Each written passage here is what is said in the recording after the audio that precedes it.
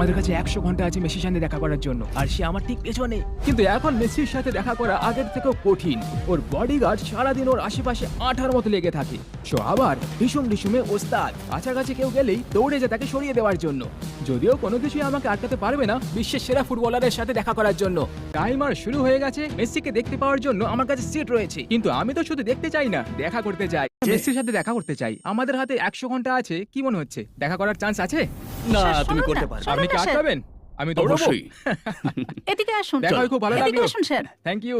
উনি হচ্ছেন আসল বাধা, মারার সুযোগ। কিন্তু এইবার আমাকে মেসির সঙ্গে দেখা করার মিশনে ফিরতে হবে। এই মুহূর্তে সব প্লেয়াররা মাঠে নামছে ওয়ার্ম আপ করার জন্য।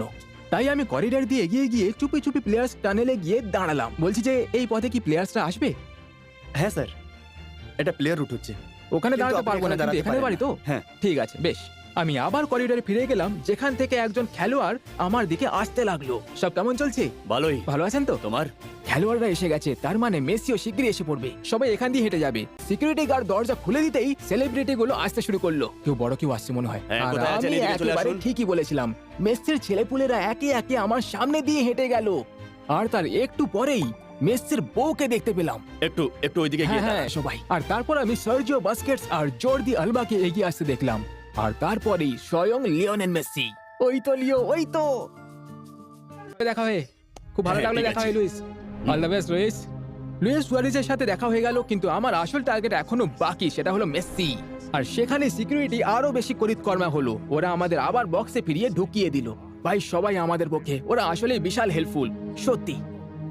ওরা যদি এসে দরজা খোলে তাহলে আমরা বাইরে বেরিয়ে চলে যাব। আমি আরে, যেটা ওগুলো বললাম জানো। ভালো করে শোনো। ঠিক আছে। কিন্তু হ্যাঁ, মিষ্টি তুমি ভাষাতে একদম কথা সেরা, বলতে হবে। কি গো, হয়ে ঠিক আছে, গেছে? সবাই না ভেতরে ভাই, চলে এখনো আসো। হয়নি, কিন্তু তুমি তুমি ওর টিমমেট। এই তো মোমেন্ট। তুমি এখানে থাকতে চাও?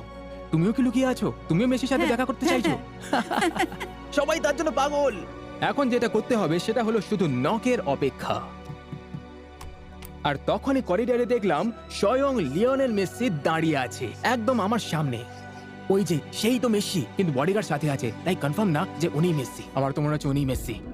বোঝাই যাচ্ছিল যে সিকিউরিটি প্রাণপণ চেষ্টা করবে আমাকে মেসির সাথে দেখা করা থেকে আটকাতে।